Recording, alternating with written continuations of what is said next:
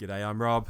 And I'm Dave. And you're listening to Dave's Big Day Out 2, which is a follow-on from last year, almost a year ago. I think it was May, Dave, where we did Dave's Big Day Out, where you came up to Sydney to see Sophie Aldred.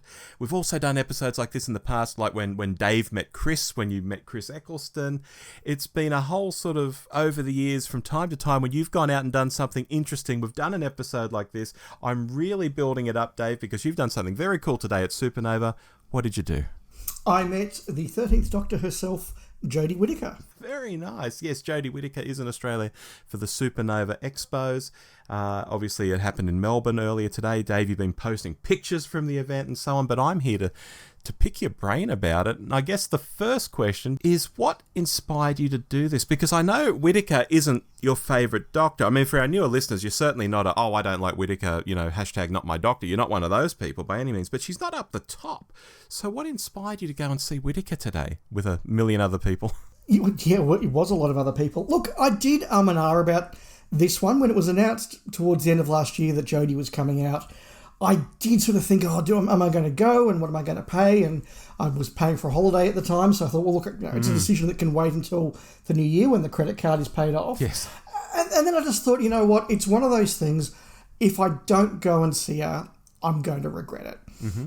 And it was she was affordable. I mean, this is a professional con and they do charge money, and I'll talk a bit more about the ticket format in a moment. So it was a bit of money, but it wasn't insane amounts of money for Jodie, which definitely made it accessible. But I do remember after I'd seen McGann and Davo in Melbourne quite a few years ago now, and I thought, right, I've met and got autographs from Doctors 5, 6, 7, 8, and being a little bit sort of wistful that that's probably all I'm going to get because 1 to 3 are dead, Tom's not making it out to Australia again, and I thought the new series Doctors were just going to be insanely in demand and very expensive and just not going to come out to Australia. But yeah, sort of far away and untouchable, really. Yeah, they really did feel like that. But since then, I've met Eccleston, I've met Capaldi, and now I've met Jodie. So I have now met and got autographs from 7 of the 14 Doctors, which is 50%, and that's surely a pass mark. I think it is.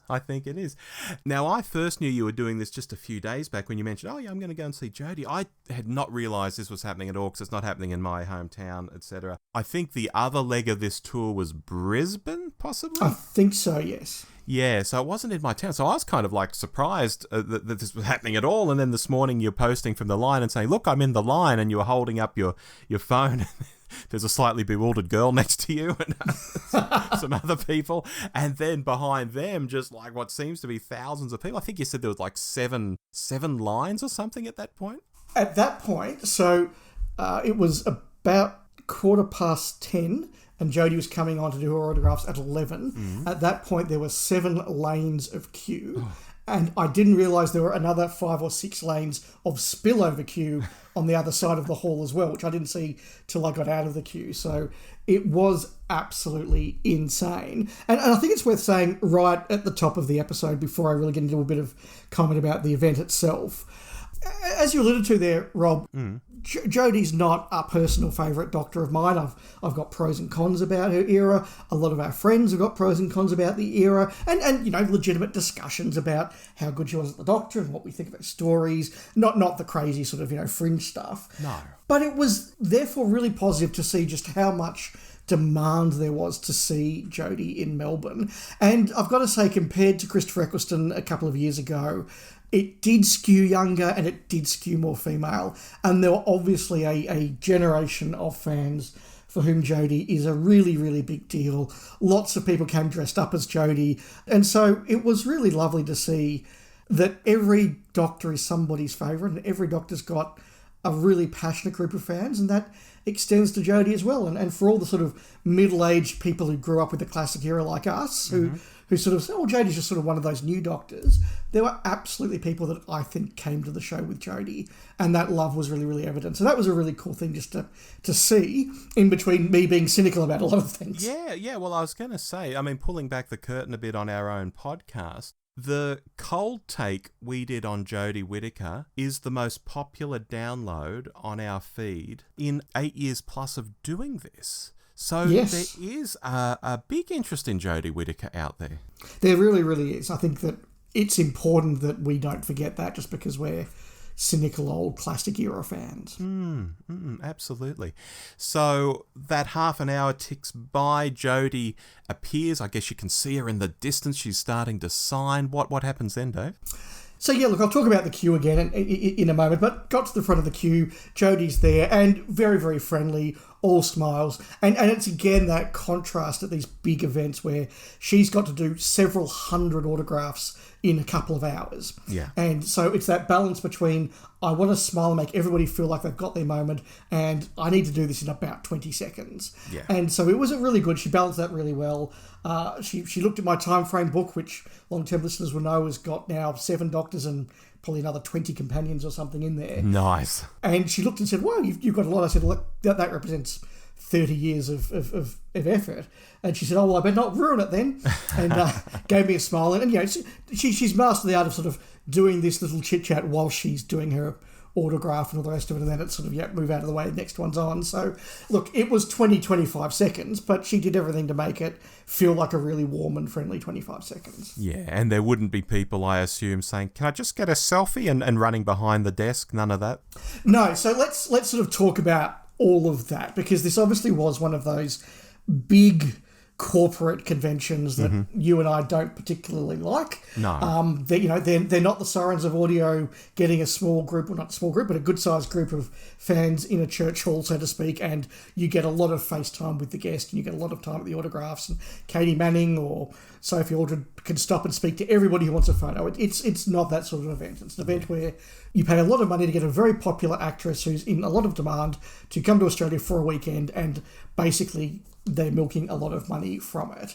Yeah, that's the real difference, isn't it? It's the caliber of the actor in question that is the difference. I mean, at a smaller event, you're talking about people who might not have acted in 10, 20, 30, 40 years. Yes. Versus someone who's very much in demand, as you say, yeah.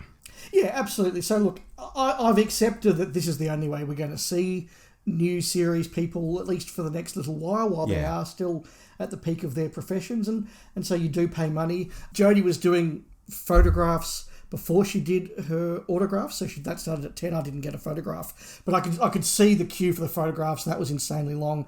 And also I could see the flash of the photograph coming up from above the booth next to the autograph queue. And so I was actually counting as I was just standing in this queue for an hour, and I reckon it averaged 18 seconds between flashes. So I don't know quite what it would have been like, but it would have been literally you come up, you stand next to Jodie, a photo's taken, you move along. But there were people in the queue talking who got a photograph. They said, "You know what? I'm very okay with actresses and actors not wanting to be touched and everything, but so I'm always very careful." But she came up, she put her arm around me, she was really friendly, and so obviously again she was doing everything she could to make that 18 seconds of your photo being taken feel like it was a really special moment for you. So yeah, look, good on her, but I did sort of surrender this time to the corporate event and booked a mid-price tier sort of super pass. Right. So they had the options. They had the sort of the, mortgage your house, sell your child Gallifrey pass, which meant that you got to be first in the line for both the Jodie panel, autograph and photo, and it came with those things all included. I opted for just the sort of the general skip the line pass, which didn't come with anything. So it's a bolt-on autographs and the like on top of it. But as I only wanted an autograph from Jodie, it worked out to be quite reasonable value for money, and it did mean that I was able to sort of be fairly close to the front of the line, fairly close to the front of the Q&A session, and so I only spent an hour, a bit over, in the queue for the autograph, whereas my friend Mark, who occasionally interacts with us on social media as Chook, he did a full 2 hours, 5 minutes in the queue. Yeah. I used to get VIP passes to Supanova. This is going back a decade ago or more, and it really does save a lot of time. I think they're very worthwhile. If you're really into the guest, or guests, plural, over the weekend, I think these kinds of passes are just invaluable, really. Yeah, certainly compared to my Eccleston experience where, as I discussed, I spent an hour in the queue and then another 50 minutes watching people with VIP passes of one sort of another to sort of skip the line ahead of me. Yeah. I definitely wasn't sitting there going, "Oh my God, what if Jodie doesn't stay for past an hour? What if I miss out?" So it was a much less stressful sort of experience. It did save me an hour in the queue. What was interesting, though, is that they had formalised things a bit more since last time. So they came along with a notepad and put a sticky label on whatever you wanted signed with your name and everything, so that there wasn't that whole sort of, what's your name, how do you spell it? So that was interesting. And they also had a system this time where for every 5 VIP passes that went through, they put one normal ticket holder through as well, so that the normal ticket line was at least moving a little bit. And it still was a much longer process, but there was that sense of, okay, we're moving a little bit. There was somebody behind me in the queue who did literally say, can I speak to the manager about this? I have paid a lot of money for a skip the line pass. Why are these people going ahead of me? And they said, well, no, it's one in every 5 just to make sure they can move as well. And he said, no, I want to speak to the manager about this. This is not acceptable. Wow. So, there's a bit of fan entitlement for you, but there you go. Yeah, there's always a Karen or the male equivalent of a Karen in every crowd. Absolutely. But look, there were hundreds of people there. There were hundreds of people lining up for Jodie. It is always expensive. It's $20 for parking. Mark and I had a quick 20 minutes to grab lunch, and we thought, we'll go get one of those pizzas. And then we saw, the small pizzas, $20. And it's like, no, we won't be doing that. Yeah. As usual, lots of fans running around in all sorts of costumes. This time I did note, Rob, because I know you're a fan, and I quite enjoyed it as well. There were a number of people in one-piece costumes this time, dressed up as Monkey Luffy, whatever his name is. Monkey D. Luffy. That's the one. And that's the anime One Piece people. He doesn't mean One Piece swimsuits. Yes, that's right. Or the live action adaptation of the animes, which is also taken off. But yeah, look, lots of Jodies as well. And, as always, there were Mandalorians walking around and that sort of thing. We'll speak about the other guest I saw afterwards, but we then had the Jodie Whittaker panel. Well, how did it go? Look, it went very well. Again, a symptom of these events, and maybe I've been spoiled by the Science of Audio events where, the guest is on stage for 2.5, 3 hours. By the time they've got everybody into the hall for Jodie, and by the time she's had to leave because she has to get to her next autographing session, there was maybe 40, maybe 45 minutes of Jodie actually on stage. And by the time the complete spanner that was emceeing her event had done his little bit of stand-up and introduction and made all his gags, it was probably another 5 minutes taken off that. There's always one. This guy was just a complete fool. But anyway, so look, unfortunately there was maybe only about 40 minutes of actual Jodie on stage, which is a shame, but they got through a few questions and she was really friendly, really enthusiastic. The questions were very high level, which I think is just a reflection of the sort of event it is. And it's not like a bunch of fans meeting Wendy Padbury, where we've had 40 years to think of very minute questions about her and her career. It's very sort of high level stuff. But to work through, she did talk a lot about creating the character of the 13th Doctor and how much that the designing of the costume really fed into that, and how much she worked with the costume designer, and in her words, every stitch of that costume meant something and was a very deliberate decision, and that helped her to find her character. But also, she spoke about the difficulty in coming into a role and being the 13th Doctor and wanting to do something new and different. So it wouldn't be, that's a copy of this, or that's been done before. That she really sort of steered away from that. And what Chibnall encouraged her to do was be a lot more like herself. And so that nervous energy, that sort of fidgety nature of her Doctor, she said, really came from the way that she was on set. And she was like, no, give us more of that. Don't give us this sort of staid performance. Give us more of that nervous energy. Like, that's the sort of thing that we want to see. And how she sort of brought that in. And it did remind me of that, famous John Pertwee anecdote about, well, just play John Pertwee. Who's that? It did feel very like that.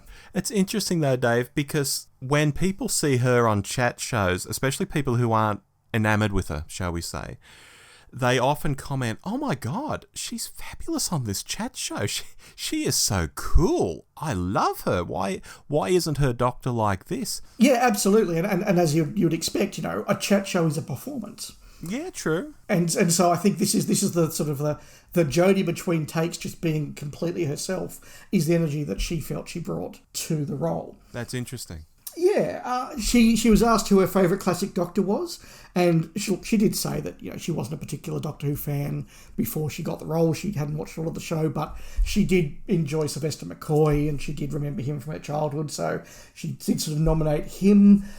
When she got questions about her favourite episode or a favourite moment, she came back to The Woman Who Fell to Earth and just talked about what it was like giving that first performance, what it was like on day 2 on the set giving the big hero speech to Tim Shaw, what it was like coming through the train roof, and just establishing that character and just sort of feeling as though she'd got it and she was there and she was really doing it, meant a lot to her, and it was something she was really proud of. So that's an episode that really, really stood out for her. Mm-hmm. As you're talking about that, I was just thinking of some of those visuals in my head and also thinking back to our cold take on her era. And it really is an era we can look back on now that has a start and a finish, and you can watch it without any pressure of it being new Doctor Who, etc., etc. We've talked about this a million times. And it does feel like something now, something a bit more substantial than it was when we were watching it live, if that makes any sense. Yeah, I think that's correct. I think that we do look back at eras once we can see the totality of them and appreciate them a lot more for what they are. And I think that she spoke a lot about that process for her of just like coming into the role very new, not quite sure what to do, finding the role, carrying it through. But she also said that she felt very free because of the nature of the Doctor's character to make decisions and say, well, okay, normally my Doctor would do this, but today I'm going to do something a bit different or a bit weirder or a bit wackier, just to be a bit different and to mix it up or to respond to things a bit differently. And she felt that the character of the Doctor gave her that latitude, which was very interesting to see. Yeah, awesome stuff. Very clear that she's very close to Mandip Gill.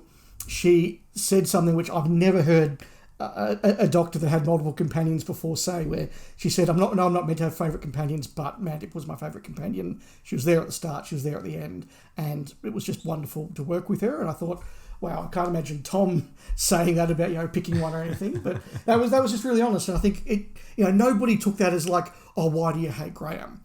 Everyone just took it as that's a sign of just that relationship between those two actresses. Yeah, she's got that out clause there of saying she was there at the start, she was there at the end, because no other companion was. Yeah. So, even if you do think, well, Graham was pretty bloody good, you still think, well, yeah, I guess he wasn't there for that final series, So I get what she means. Yes, absolutely. Interesting comment she made. Somebody asked her, were there any scenes that you felt very differently when you saw it in post compared to when you're actually performing it? And she said, yes, there were many, many scenes where they'll take a different take or they'll take a different edit and it sort of felt really different to what I was doing. But she said particularly the regeneration scene, which was quite heavily re-edited, and apparently tag your it was not the final line of the speech. It was only in the edit that they made that the final line. And she said that it was a wonderful decision and that she thinks it's a wonderful final line, but it wasn't the final line she performed, and she didn't know it until she saw it. Well, that's interesting. So did she say, tag your it, and then go on with some other guff after that? Apparently, yes. Huh. Very interesting. Well, it's all in the edit. It is in podcasting, so I guess it is in TV as well. Yeah, and look, the other Doctor Who notable thing that I've noted down here is somebody did ask her about if she had any sort of thoughts on the fact that a lot of people in the autistic community have really latched on to her Doctor. And she sort of said, look, I think it's important that Doctor Who is something that is accessible for everybody, and that she made a point of trying to do that. Although I don't think she sort of felt as though, all right, I'm going to be the Doctor that autistic people are going to relate to. And I think I got the feeling that's been a bit of a post-facto thing from Chibnall. She did say it was something that she was very proud of and very aware of, and that she wanted the Doctor to be an incredibly welcoming sort of Doctor, an incredibly safe Doctor for all sorts of different people. So that was an interesting answer there. Beyond that, she did get quite a few questions. I was surprised at how many questions she got about other work, and a lot of it was stuff that I haven't seen. But apparently she did do something where she played an Australian, and a lot of Australian fans have seen that. I haven't even heard of it before, but yes, she did talk a bit about that. Yes, I've seen advertisements for that on the ABC, some months ago now. Right, and right. I thought, there's Jodie. Oh, she's got very, very short hair now. It was definitely her. But I never watched the program in question, no. Yeah, no, neither have I. I didn't know it existed because I don't watch free-to-air TV, so I don't see those ads. So, that's something I'll have to check out on. But she did speak about having to try and master the Australian accent, and somebody said, how did you do it? And she said, I just did a lot of takes and they picked the one that worked. Very good. So, yeah, look, it wasn't a lot and it wasn't particularly deep, but that's the nature of these events. But I did definitely, get that sense from her that She genuinely wanted to entertain. She was very friendly. She had a smile the whole time. There was a quite awkward opening where the Spanner MC was sort of trying to do a whole gag sort of thing where he's like, so Jodie, when you were cast, it was a bit controversial because, you know, the BBC likes to make very safe decisions. And she's looked at him and gone, well, being a woman is not an unsafe thing. And she's gone, no. I'm doing this bit where I'm going, and they made the really controversial. She's like, what are you saying? The controversial decision to cast the shortest ever Doctor. You know, I think Sylvester McCoy will be really upset by that. And she's gone, actually, I'm taller than Sylvester McCoy.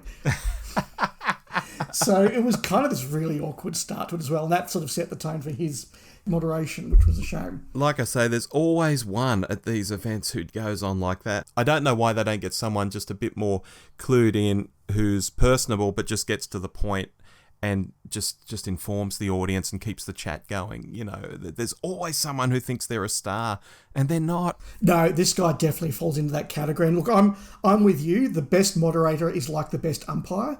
You don't notice they're there, and you don't remember the things that the moderator said to prompt a good story. You just remember the good story that was prompted from their comment. Exactly. And that wasn't the case here. But she herself was really friendly, both in the autographs and in the panel, to a room of hundreds and hundreds of fans. Oh, that's awesome.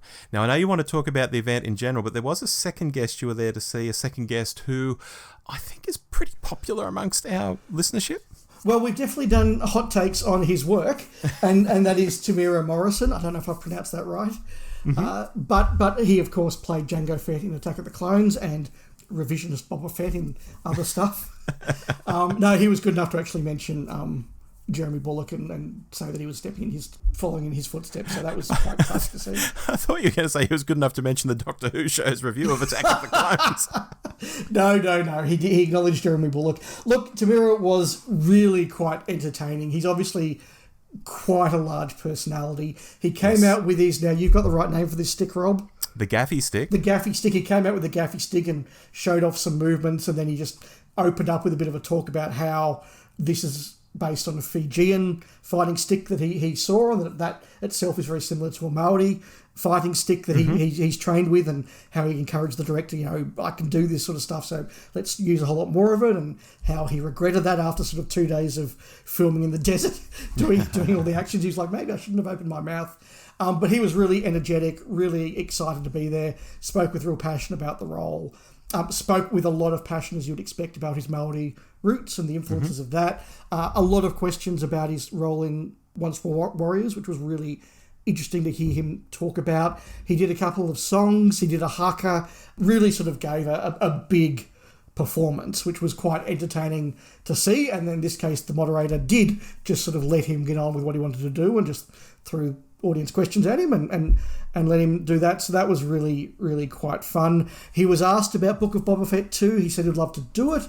He hasn't heard anything. He has definitely heard that there is a movie coming and he would be very keen to be in that. And he did say that John Favreau sent him a bottle of wine for Christmas, and in his mind he's like, well, that's good, he hasn't forgotten me, maybe I'm going to get another call.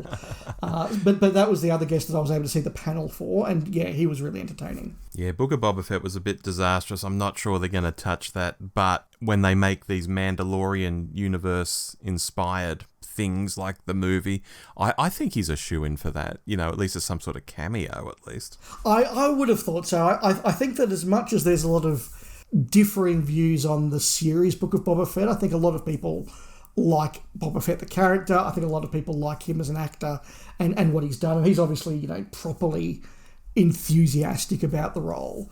So that was really positive to see, and we'll see what comes of it. But he describes himself as being a really happy-go-lucky guy, and that's just evident on stage. I have these visions in my head, you know, they're surely going to have a big Mandalorian sort of battle in that film, and, you know, if they say, and we've called in Boba Fett, and Boba Fett comes in on his jetpack, and the audience will just go nuts, and if he's just there firing rockets and fighting people, that'll be great. It's when you put him in a series, episode after episode, and he's, you know, saving the local street kids from stealing water and things. It's like, oh no, this isn't Boba Fett. Well, as someone was discussing with me in the queue afterwards, if he does come back and they're going to do a big sort of finale to those whole set of storylines, is there the final confrontation between Luke Skywalker and Boba Fett. Interesting. There could be. There could be. They're the sort of conversations you only get in queues at conventions. Brilliant. Now, the event overall, Dave, your thoughts?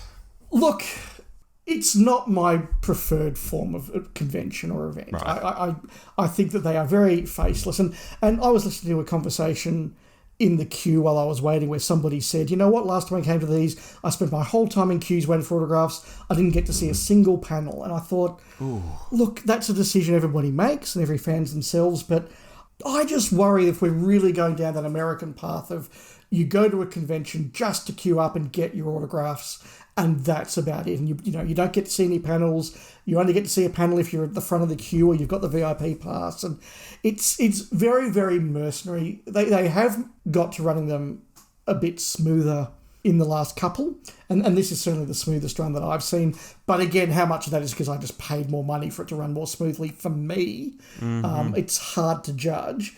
But I have given in. Like, congratulations, Supanova, you've won. I've paid the extra dollars so that I can have a smooth experience. I got that smooth experience. It made the day far easier and far less stressful. I spent far less time in queues than I otherwise would have. Do I resent that I had to? Maybe a little bit. Do I accept that that's just that sort of convention now? Yeah, I do. And then, I look forward to the next Sirens of Audio event where there's a much smaller number of really dedicated people who can really spend the time to just love one person rather than thousands. Yeah, I mean, there are events now in the UK and US where the majority of people are just signing all day and they're not doing talks and things. They might be doing photographs and things, but they're not doing talks. So they're sort of there all day, which I guess cuts the lines down a bit if they're there all day doing this. But that's a whole other thing. Sort of Supanova tries to straddle what old school stuff was with the presentations as well as the signings. But there is this genre that is happening in the UK and the US where people do just sign and you go along just to get autographs and not actually hear these people talk. Yeah, I would have said that, if I'd spent that amount of money and got to see Jodie for 30 seconds, that would not be worth it. At least I got to see her for 40 minutes and 30 seconds up on stage. But again, in a room with, a couple of thousand people in that room comfortably. Yeah. It's not a very personal experience, but hey, I've now got to see and meet and get autographs from 7 doctors. I'm glad I did. I would have regretted not going. So there it is. But the dollars have won. The corporates have won. Well, on that bombshell, Dave, I know you've had a big day. you're probably looking for a bit of a rest. Yes, no, absolutely. But yeah, it's always good just to do these, sort of get on the mic more or less straight after getting home and just put those raw thoughts and raw memories straight out there, share them with the listeners who wouldn't have been able to attend, particularly as most of you don't live in Melbourne. You know what? On the Doctor Who show, we just like to occasionally throw surprises on the feed, and this weekend has definitely been one of those. Speaking of, there'll be a musical surprise coming in your ears in a moment. Oh, okay, good. It's a surprise for me too, listeners, so we'll find out. Yes, you've not heard this one. Right, well, look, I need to go back to the last couple of chapters of Who Killed Kennedy, but we'll be back with the list makers in, is that a week? A week, yes. A week to the next list makers, 2 weeks to Revenge of the Sith, and then 3 weeks to the main show on Who Killed Kennedy. Wow. It's a busy month. But a good one. I like that. That's a good lineup. Yeah, absolutely. All right then, Dave. Thanks so much. My pleasure. Speak soon. See ya. Bye. Dave's got a plan. Gonna meet a Doctor Who star. He's heading to Supanova. Gonna go real far. Jodie Whittaker's the one. The fans are in a race. Gotta get that autograph. Put it in a special place. Supanova.